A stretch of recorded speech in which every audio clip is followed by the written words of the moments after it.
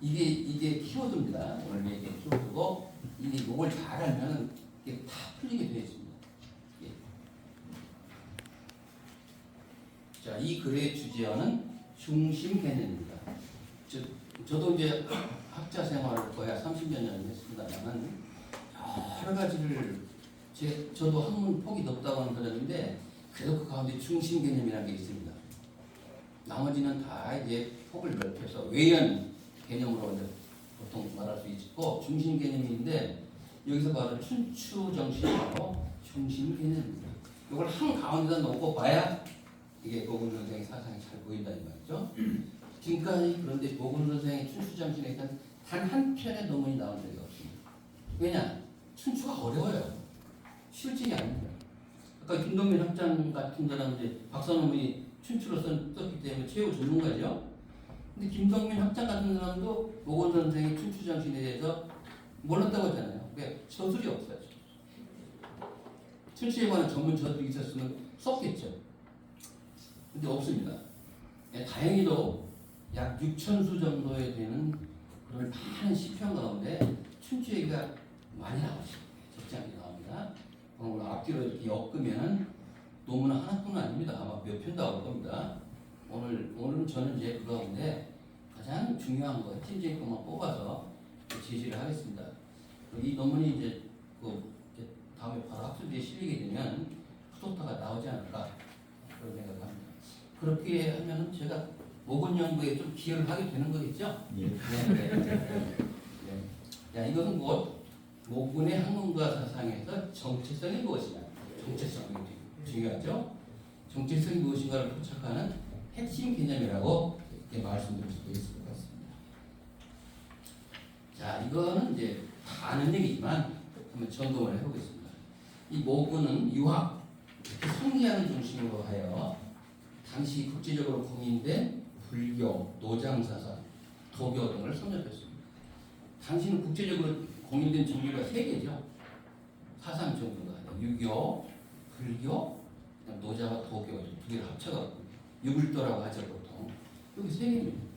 이거를 못하면은 지식인칭을 못 받아요.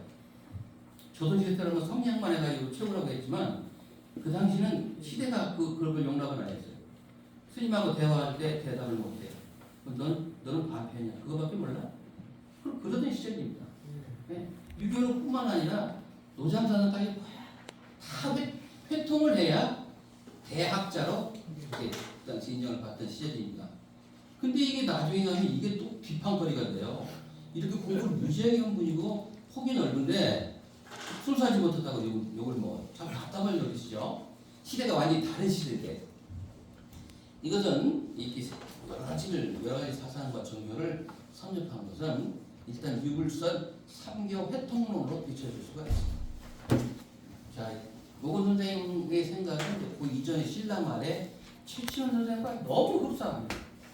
걸었던 발자취도 똑같고 사상도 똑같고 심지어 중대 유학해서 많은 공부를 하고 돌아온 것까지 똑같습니다. 그건 제 논문에다가 일본에다가 딱 써놨습니다. 그건 이거 보시면 될 것 같고요.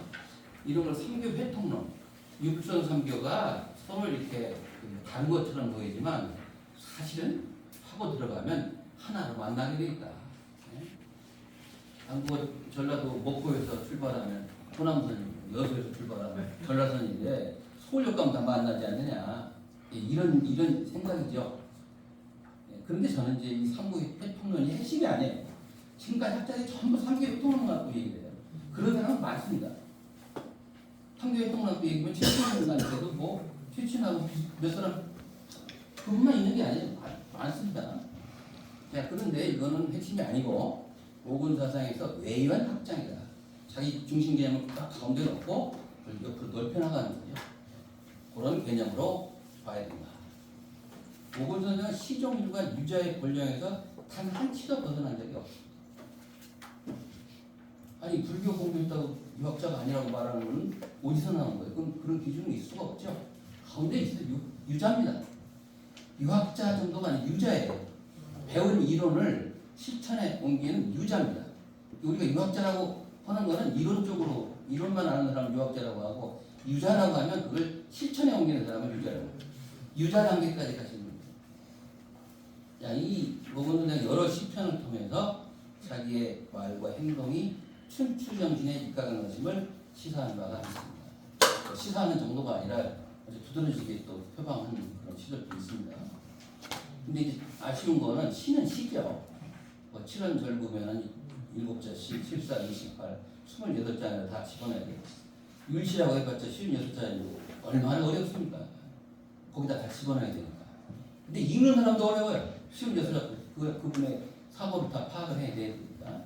자, 그런 난점이 있습니다만 다행히도 워낙 시를 많이 남겨놓으셔서 문헌 자료 애지가는 사람보다 훨씬 낫습니다. 자, 아까 그 상교 회통론 말씀드렸죠.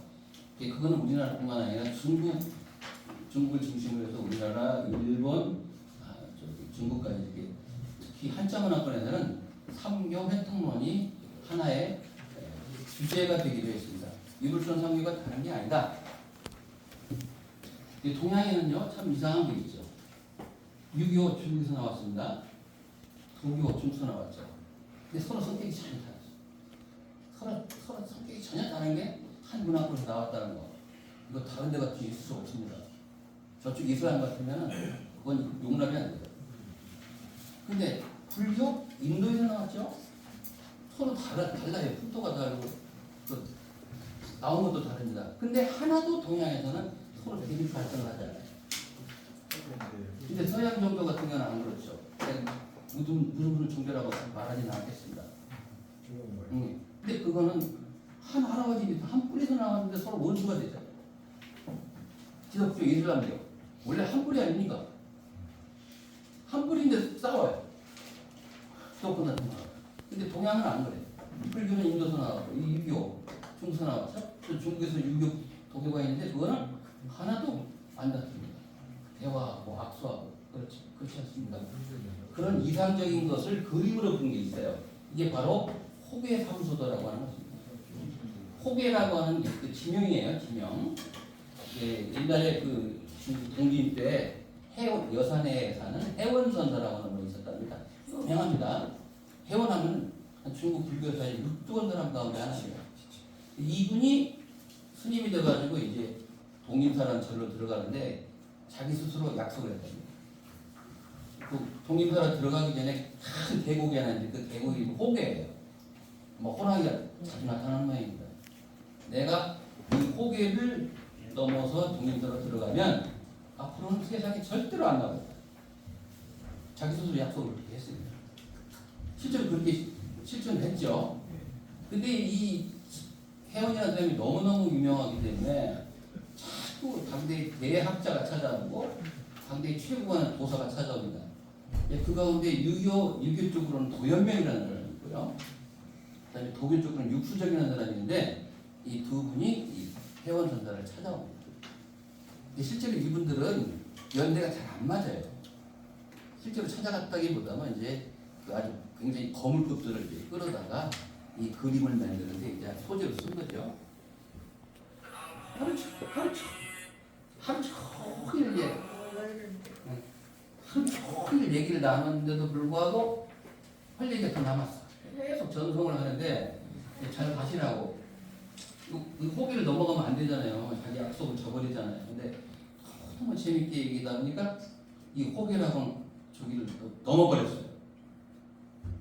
나중에 이제 넘어버렸는데 거기서 호랑이가 앙 하고 오더라는 거예요. 마치 넘어가지 말라는 식으로. 그래갖고 나중에 이제 이 셋이서 화한돼서 아주 막 그냥 얼굴이 찢어질 정도로 이렇게 웃었다고 하는 그림이 바로 호계 삼수도입니다. 예전에 신라 고려시대까지 시성인들은 이 호계 삼수도 그림 속에 들어있는 것을 매우 이상적인 경지로 생각했습니다. 왜 싸우냐? 유학자는 영적 길을 가되 불교와 도교를 섭렵을 하고 또 불교학자는 불교를 하면서 유교와 도교를 섭렵하면 되지 왜 싸우냐? 그런 거죠. 그래서 이게 호계 삼수도라고 하는데 요새 박물관에 가면 엄청나게 그림이 많은데 종교 간의 갈등을 막자라는 그런 취지에서 그려진 것입니다. 내용은 사실이냐 아니냐 그런 두 번째로요. 모근 선생의 삼교의 통론을 대체로 이런 차원에서 볼 수가 있습니다. 근데 이게 핵심이 아니라니까요. 이거를 핵심을 보면 안 돼요. 지금까지 근데 전부 다 춘추에 관한 거는 전문 저술이 없으니까 이런 잘 안 보이죠. 시에 나오는 도막을 조그맣게 저것을 갖다 이어서 하려니까 쉽겠어요 그게.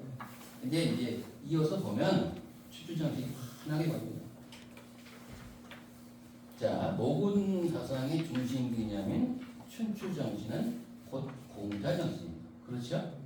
춘추라는 책을 공자가 편수하셨잖아요. 그리고 공자정신은 유학사상입니다. 이 세계 한국을 순정하지 못했다고 보는 건 대단히 원당하지 않습니다. 성리학만을 해야 순정 유학을 인정하는 것은 조선시대 유자들의 편향된 시각에서 기인된 것입니다. 아마 모건 선생하고 한 자리에 대화하면 명함도 못 내밀고 아마 큰 칼에 깨질 겁니다. 그런 식의 표정된 한국 가지고 어디 가서 누구를 비판하나 그런 얘기 들을 거예요. 이제 먼저 돌아가셨는데 말을 할 수가 없습니다. 자, 그리고 이런 편향된 시각은 성리학만이 추구하고 하는 시각은 다양성의 시대인 지금 21세기 이런 시대 정신과 전혀 맞지가 않습니다.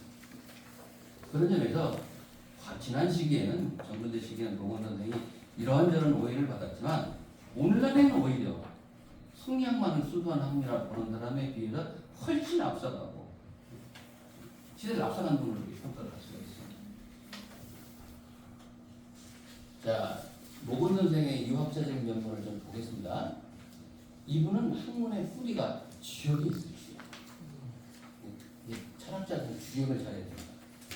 지역을 모르는 소리는 못해. 성리학은. 성리학은 크게 보면 주역과 중용이라는 두 책이 있죠. 그거 진짜 잘 읽으면 성리학을 잘 할 수 있어요. 거기 다 뿌리가 들어있어요. 이 두 책을 갖다가 그렇게 모건 선생님 공부를 많이 하셨어요. 실제로 모건 선생님 성리학이 두 책의 근간을 구했다고 봐도 틀린 말이 아닙니다. 예, 불교는 여기서 이제 중요한 거는 주역이 그래도 그거 제일 한가운데 있다는 거죠. 왜 주역이라는 것은 중용과 함께 성리학을 이해하는 기초가 되었을 뿐만 아니라 불교나 노장 사상과도 대화할 수 있는 그런 기반이 있거든요. 주역은 유학자들은 전부 다 유교인들만 있는 책인 줄 알죠? 천만의 말씀입니다. 승려들도 불교를 갖다가 선이라든지 불교적 그 입장에서 해석을 냅니다. 노장 사상하는 사람도 다 주역입니다. 이거는 유불선 3교에 공통되는 그런 경전이라고 그랬죠. 그 중에 특히 유학자가 많이 읽어서 유학 경전이 되버렸습니다만 이거는 불교는 노장 사상 대화할 수 있는 기반이기 때문에 사실 주역을 잘했기 때문에 이 모건 선생은 불교나 노장 사상 잘할 수밖에 없어요. 자, 근데 춘추는 공자와 공자사상가가 유학사상에 대해서 확신하고 그것을 향해 나아갈 수 있는 나침반이었습니다. 자, 주역을 공부해가지고 유불선 3교를 회통할 수 있는 바탕을 마련했는데 그게 전부가 아니라는 말이에요. 거기도 춘추는 책이 있어요. 그거는 완전히 공자사상과 유학사상 아니면 다른 걸로 해석을 할 수가 없어요. 여기에 바로 모건 선생의 아주 긴 대목이 있다 이렇게 말씀을 드릴 수가 있습니다. 모건 선생은 공자정신과 유학사상의 존재의 의의를 춘추에서 찾았습니다. 이걸 그동안 지금 대충 그냥 그런가 보다 했지만 근거를 들이대가지고 이렇게 논문 한 편 쓴 적이 없죠 지금. 자, 춘추의 기본 정신은 우한식. 춘추란 책은요 난세의 각광을 받는 겁니다. 태평 시절에는 춘추란 책에 대해서 부르짖고 막 춘추정기 중요해 잘 안 하지. 여러분들 그 아마 1950년대 학교 다니신 분들은 더 잘 아실 거예요. 60년대 70년대 불교심만 안 하니까 불교심 강조주가 있죠. 책은 안 읽으니까 독서주만이 있듯이 마찬가지입니다. 세상이 어지러우니까 자꾸 춘추를 끄집어내가지고 춘추정기 최고라고 하는 거지. 잘 나가면 그걸 끄집어내겠어요. 어떻게 보면 춘추는 난세의 빛을 보는 책이다 이렇게 말씀을 드려도 잘못된 말이 아닌 것 같습니다. 춘추의 기본 정신은 우한의식입니다. 우한의식은 유교의 기본 정신이기도 하지만 이게 세상을 걱정하는 거예요. 지금 뭐 우리가 지금 현재 임시정부 아닙니까? 대통령도 없어요. 국무총리도 없어요. 임시정부 없어요. 얼마나 혼란해. 정말 말도 안 되는 세상에 살고 있는 거죠.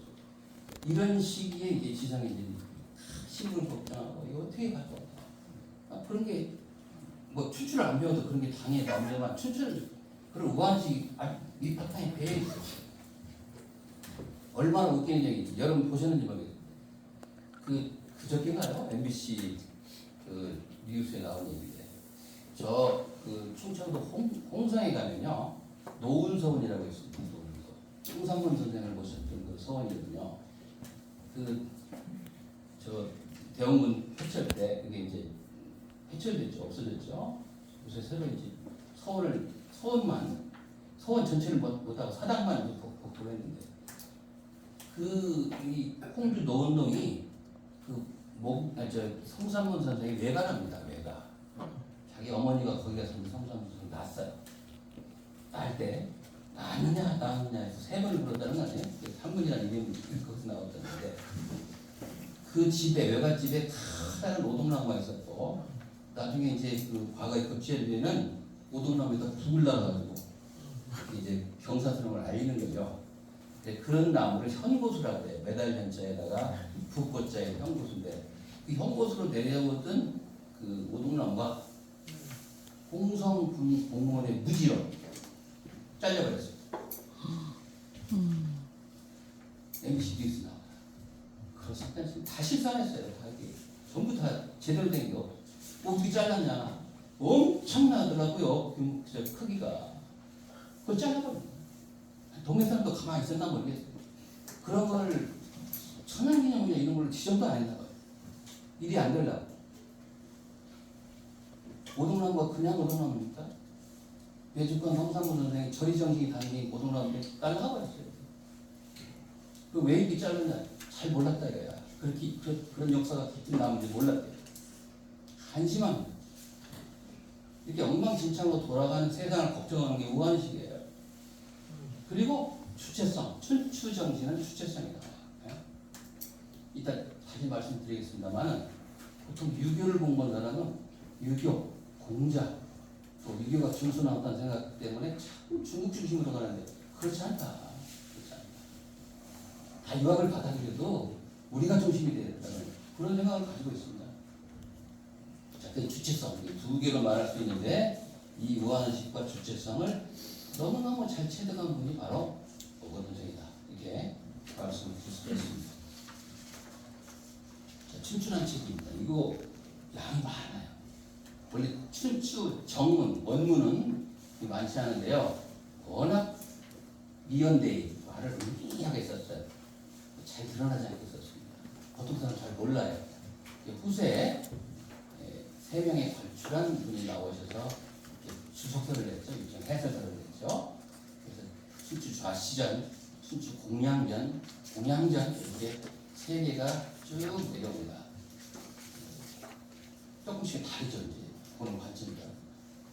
그 다음에 나중에 가면 춘추 호시전이라는 게 나와서 총 4개가 나오는데 이 모건 선생이 춘추를 공부하면서 이 4개를 고르게 다 보셨어요. 보셨고 나중에 평가를 내리기를 그래도 정자와 주자가 춘추에 대해서 전문적으로는 안 냈지만 그분이 한마디 코멘트인 게 가장 바르다. 이렇게 평가를 내리고 있습니다. 자, 모건 선생이 이렇게 생각합니다. 춘추는 공자가 만년에 지은 것이고 이거는 뭐 누구도 부인할 수 없는 팩트죠.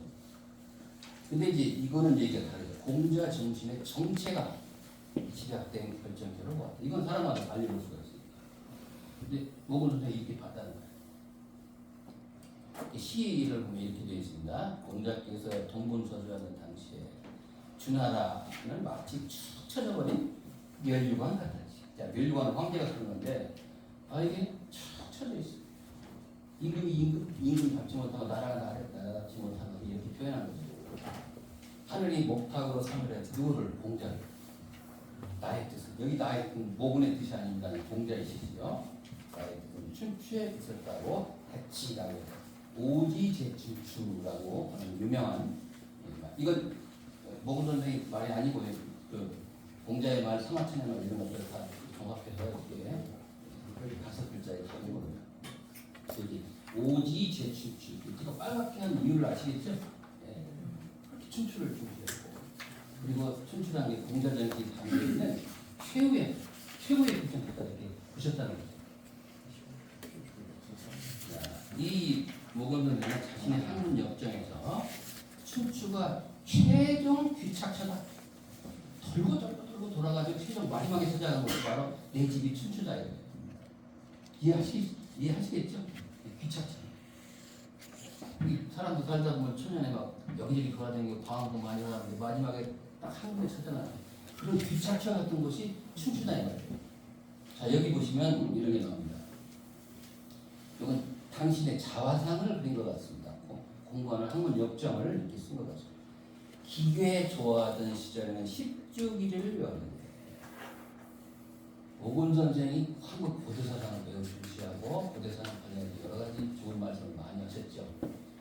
고대사상으로 올라가면 육아의 합리적인 거 가지고 합리주의적 사고를 가지고 이해할 수 없는 것이 많이 있습니다.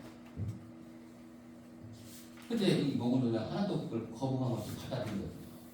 그 원천이 뭐냐면 어디서 아주 기이하고 괴이한 것까지도 받아들일 만한 원천인데 그 10주기라는 책을 그렇게 길게 읽었던 것 같아요.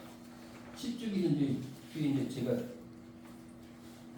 다시 말씀드리겠습니다. 동방삭이라는 사람, 우리 함창갑자 동방삭이라고 하는 동방삭이라는 사람이 엮은 책입니다. 여기 이제 그 삼신산을 놓고 주변에 있는 섬 10개, 섬 10개가 있는데 그 10개에 담긴 전설적인 이야기를 쓴 책입니다. 그러니까 얼마나 이 기괴한 얘기가 많겠어요. 전설적인 얘기인데. 근데 이걸 좋아하셨대요. 자기 스스로 밝힌 겁니다. 이거 10주기를 외웠는데 나중에 계속 나이 먹고 공부하고 나중에 돌아와 춘추의 필법을 점검해야 돼요. 아, 이게 중요한 거예요. 우리 돈은 만고에 귀착할 곳이 있는데 제자의 잡설. 자, 돌이켜보니까 어렸을 동방삭이 그게 너무 재밌었는데 이제 보니까 제자의 잡설은 어떤 것은 참도 들어있고 어떤 것은 거짓도 들어있고 이게 너무너무 섞여 있어서 정말 갈피를 못 잡겠다. 종잡을 수가 없다. 라는 얘기를 하고 있습니다. 이거는 당신의 학문 이력서예요. 난 젊어서 공부했다. 동방삭이 10주기도 좋아. 다 좋아했다. 이런 공부를 했기 때문에 이 오곤 선생은 단군의 그 우리 설하라고 하고 신하라고 합니다만 그런 걸 하나도 부담 없이 받아들여요. 그런 게 있을 수가 있다. 합리주의만 가지고 설명할 수 없다는 걸 받아들이는데 그동안 저도 오곤 선생이 그렇지 어떻게 공부를 했기에 이런 걸 거부감 없이 받아들이니까 유학자는 그런 거 싫어하거든요. 그렇지 않습니까? 그 잡으로 배려한 신이라고 논어에 나온 말 아시죠? 공자께서는 네 가지를 말씀하셨다. 배달을 힘력자죠. 난 세상을 어지럽히는 그 어지러운 자죠. 귀신이라고 해도 좋고 종교에서 말하는 신이라고 해도 좋고 네 가지를 말씀을 안 하셨다는 거예요. 유교를 합리주의로 파악하는 게 굉장히 중요한 건데 그 글자 몇 개 안 돼요. 자부를 배정하지 7자인데 이게 엄청난 영향을 줬어요. 기부식의 삼국사에 그런 말이에요. 신라 시대에 내려오는 그거 아주 괴담 같은 거 이런 거 유학자가 실 수 없죠. 그거 다 빼지는 않았어요. 누구한테 가지고 이제 실었는데 이 오곤 선생은 유학자가 공자 정신을 저버리고 배려공단신 하지 말 안 했다는데 거기에 해당되는 게 괴거든요. 그걸 좋아했대요. 이제 이 시를 볼 때 이해가 가더라고요. 근데 나중에 역시 이제 춘추 필법으로 돌아가셨다는 겁니다. 자, 여기 우리 삼신산이 자꾸 삼신산 얘기를 많이 하는데 어딘 줄 아시는 분이 많지 않아요. 전문학자는 잘 모를 때가 있습니다. 우리 조상들이 생각하는 삼신산은요, 여기 지금 이거 좀 크게 키워야 되는데 여기가 지금 산동관도 아닙니까? 산동관도입니다. 여기는 요동관도입니다. 야오트 요동관도고 산동관도. 예전에 우리 신라 때 사신들은요, 여기 지금 인천에서 산동관도까지가 348km밖에 안 되잖아요. 이게 직선코스로 가면 되게 빠르고 얼마나 좋겠어요. 그런데 신라 때는 사신을 갈 적에 특히 이제 국설을 할 적에는 가다가 풍랑이 일어나면 큰일 나잖아요. 끝나버리죠. 그래서 되게 먼데 여기 황해도 앞바다로 해서 평안도 앞바다로 해가지고 야우뚱반도 앞으로 해가지고 여기까지 가서 여기서 산동반도로 갔다는 겁니다. 왜? 가다가 풍랑이 면 얼른 또 내리고 피하면 되니까. 그 반대쪽 여기 중간에 징검다리처럼 섬이 있어요. 네. 그게 이제 우리 조상대 생각에서 삼신산입니다. 동네, 방장, 영주라고 하는 게 삼신산입니다. 네. 큰 섬이 세 개예요. 작은 가지가 좀 여러 개가 있습니다만 크게 세 개인데 이게 삼신산입니다. 이거는 삼신산은 중국 것도 아니고 우리 것도 아닙니다. 중국이나 우리나라의 그 사상적 고향이 삼신산인데 여기 중국은 가래만 쪽에 있고 우리는 황해, 서해안 쪽에 있습니다. 어떻게 보면 공동의 정신적 고향이라고 봐야 맞겠죠. 요 삼신산을 둘러싸고 주변에 이렇게 섬이 이렇게 10개가 있대요.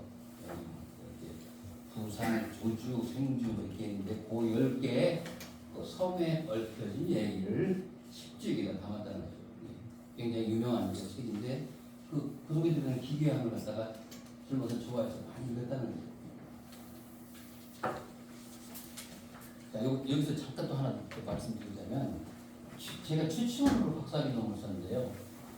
중국에서 신라로 돌아올 적에 당나라 황제의 조서를 가지고 옵니다.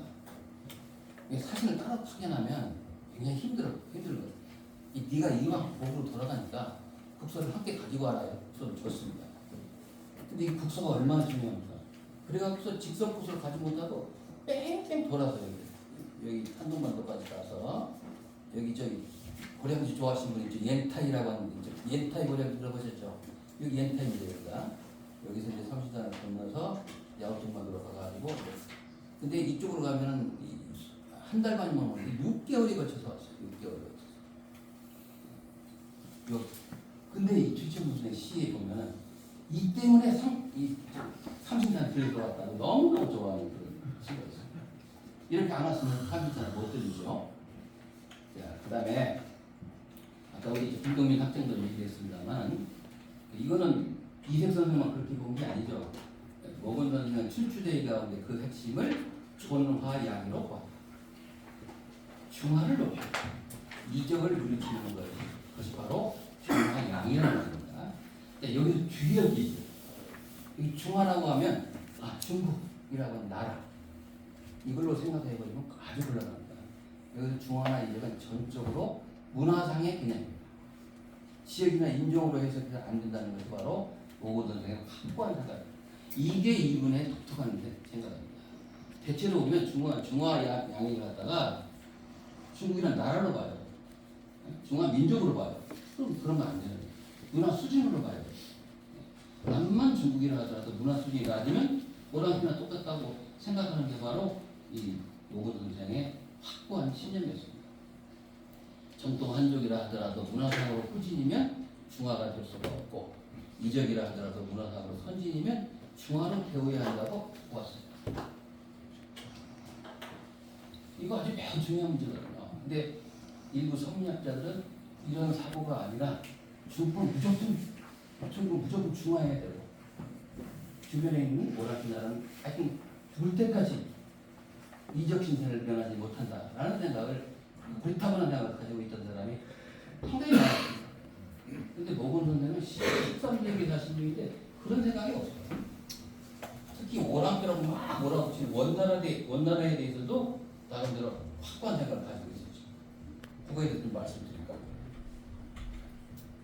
자, 논어에 보면 이런 얘기가 나오죠. 논어 8일편에 좌와 이적지 유금을 부여 제하지 말라 했습니다. 이적에 임금이 있는 게 중국에 없는 것과 같지 않다. 이렇게 직역을 하면 그렇게 되죠. 근데 이 불효란 말도 뭐만만 못하다라고 뜻을 되지 않습니까? 이게 설이 두 가지가 있어요.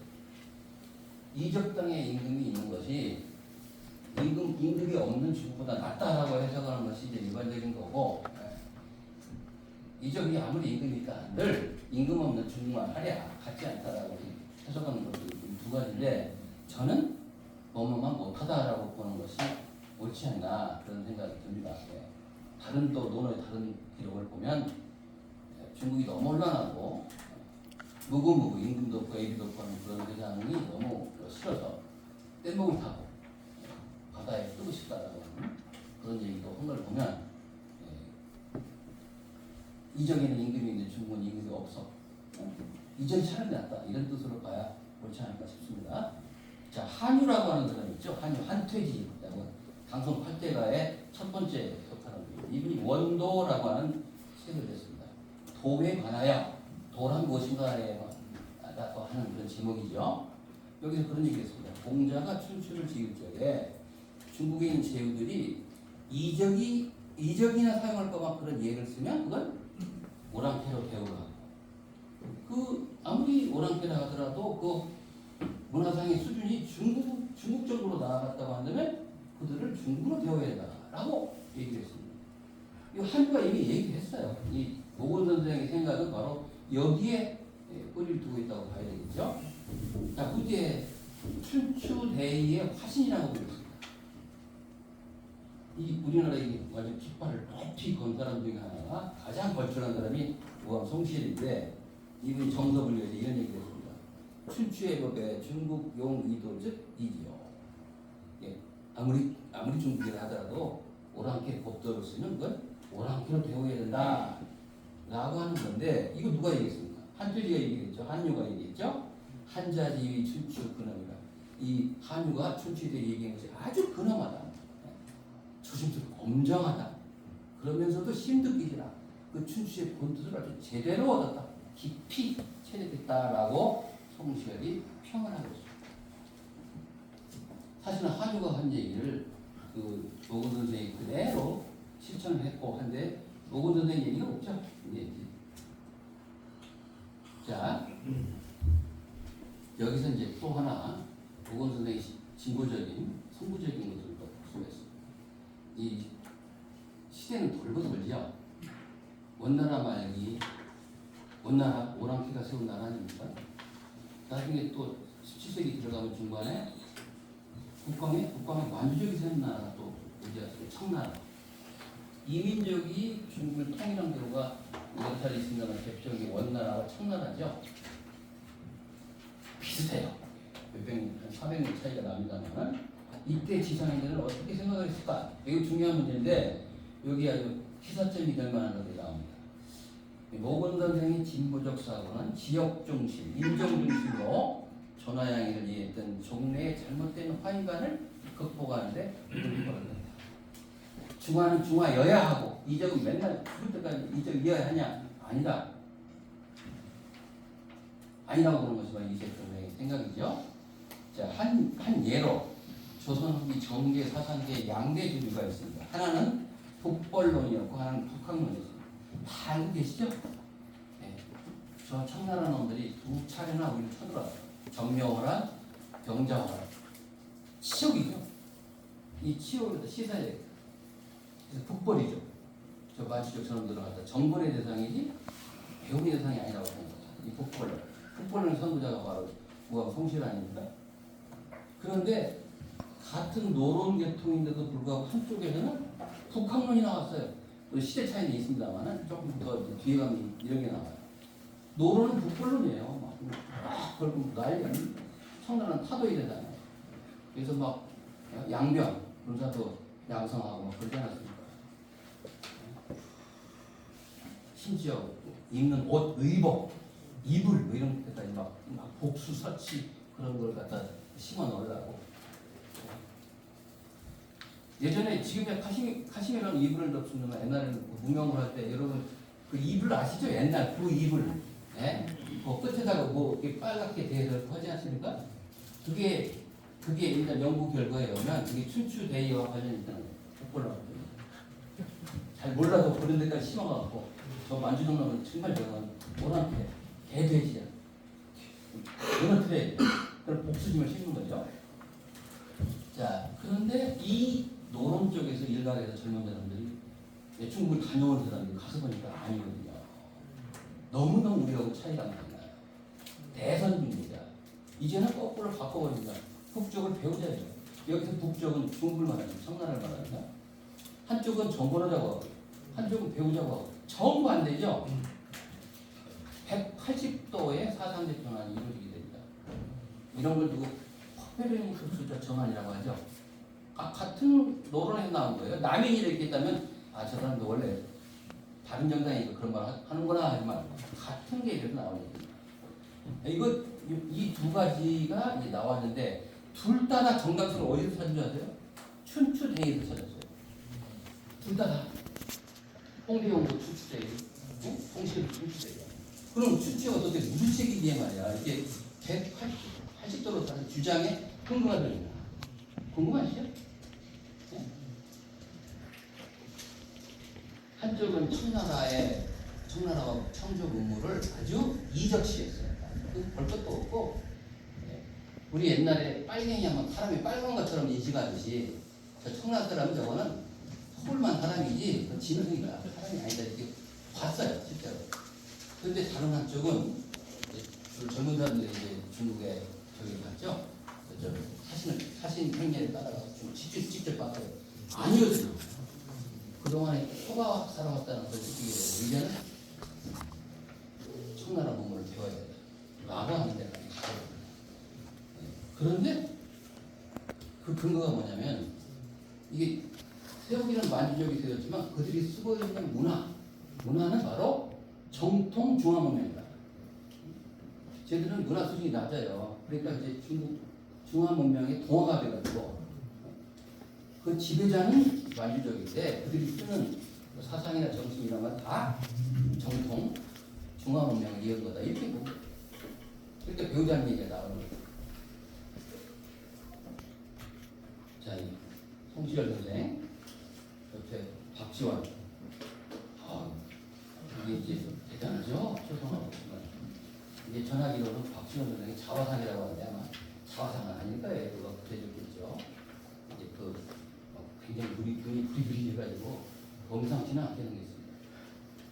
자, 이 송시열은 북벌로, 박지원은 북한론. 둘 다 춘추대예요. 춘추에서 정당성을 찾았다는 거예요.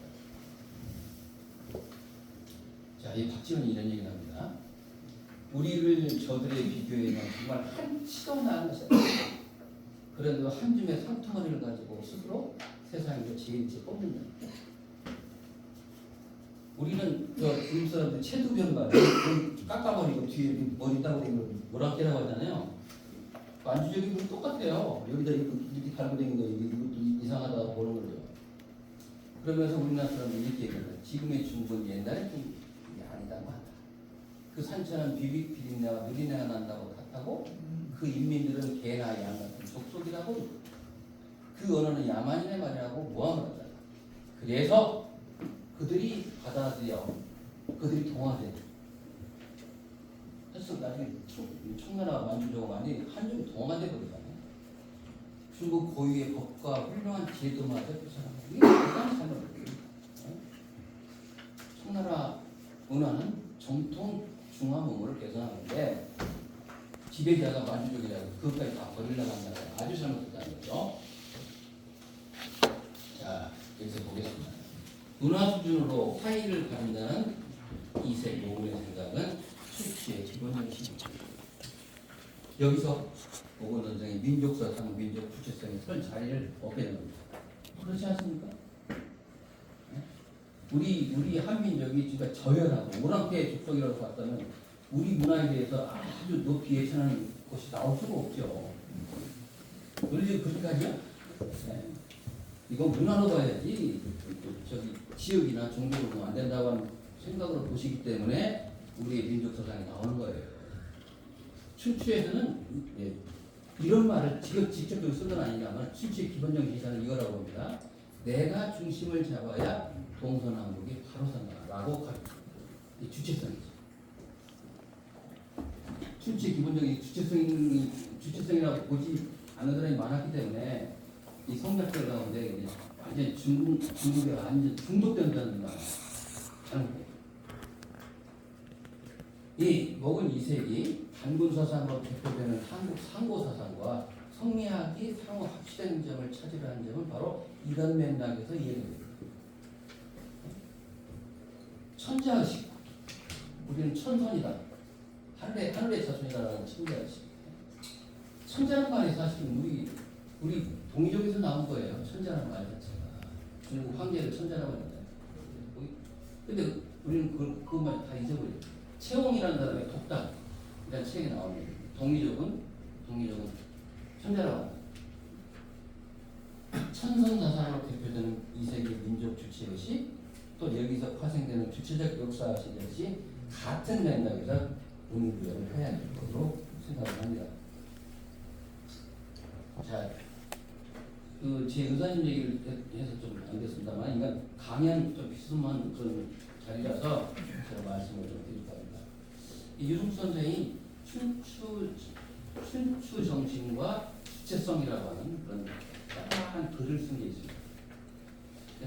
그걸 읽으면서 제가 느낀 바가 글이 정말 길게 쓸 필요는 없다. 길게 써도 좋지만 짧아서 그냥 핵심을 짚어야 제대로 된 글이다. 느끼게 되었습니다.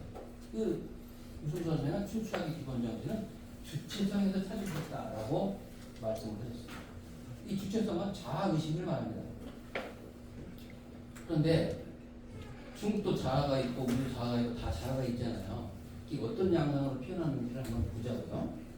동북아시아에서 춘추학의 발전 양상은 시대나 나라에 따라서 서로 달랐습니다.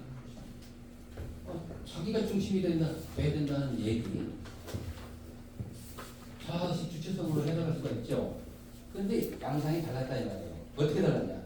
강대국인 중국은 대일통 사상, 크게 전 세계가 하나로 통일이 됩니다. 이 대일통 사상은 요새 말로 좋게 얘기하면 그냥 국제화를 넘어서 세계화 정도로 해석하면 좋겠죠. 네, 대일통 사상을 강조하는 데 비해서 약소국인 한국 침략을 많이 받았잖아요. 외의 침략을 받다가 나중에 서구의 침략까지 받고 그러지 않습니까? 이렇게 약소국, 다른 나라 강대국 이런 침략을 많이 받은 나라에서는 복구와 저항, 복구란 말은 복수로 하는 겁니다. 복수란 말은 복수, 저항 정신 등 한거 정신으로 드러난 경우가 많습니다.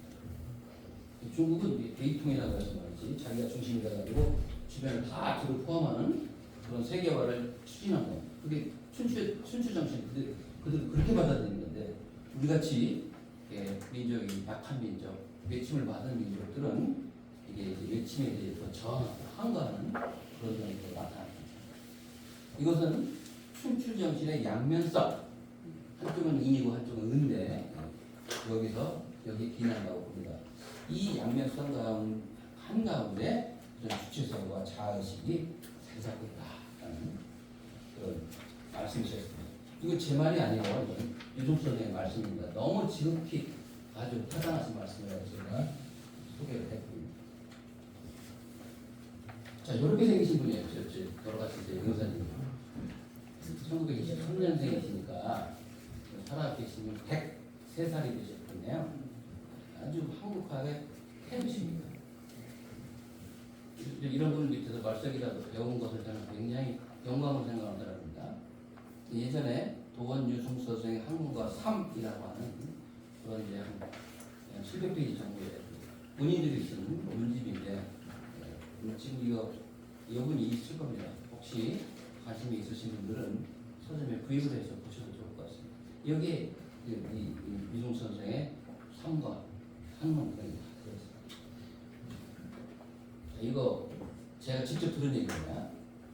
모건 선생을 발표하거나 연구할 때마다 이 유승수 선생이 생각이 납니다. 모건 선생에 대해서 막 여러 가지 논문을 쓰거나 그런 분은 아니세요. 근데 평소 강의 때 이런 말씀하십니다. 모건 이 선생을 잘 공부해서 사상이 아주 좋다. 직접 당신이 논문을 쓰시면 얼마나 좋겠습니까? 워낙 하시는 일이 많아서 거기까지는 못 미치고 이렇게 말씀을 남기셨는데, 이제 그런 가르침은 저 같은 젊은 사람이 이어나가야 되겠죠. 자, 그 다음에 보겠습니다. 모건의 춘추정신 주체의식은 확고한 도통과학으로 이겨냈습니다.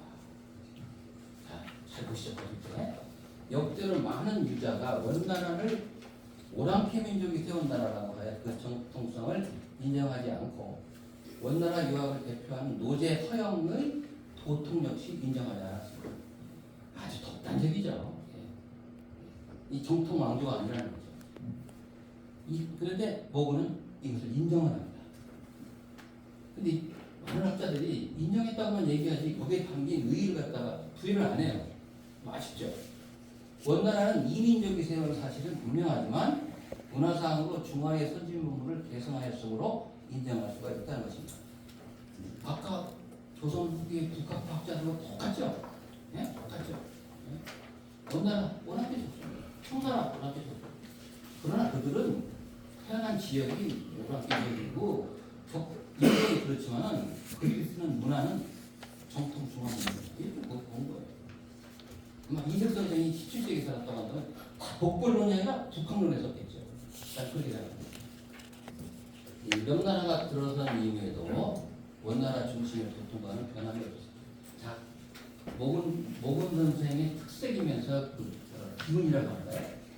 자, 이미 중원은 길었습니다. 태자가 명나라가 됐어요. 근데 미국은 원나라 중심의 교통과는 가지고 있어요. 당시 이제 친진 사대부들 삼봉 정도전 정몽 이런 사람들 그 새로운 신진 사대부들이 이거 납득하겠냐 이거예요. 여기서부터 이제 신진 사대부들 사이에서 차이가 벌어지는 거죠.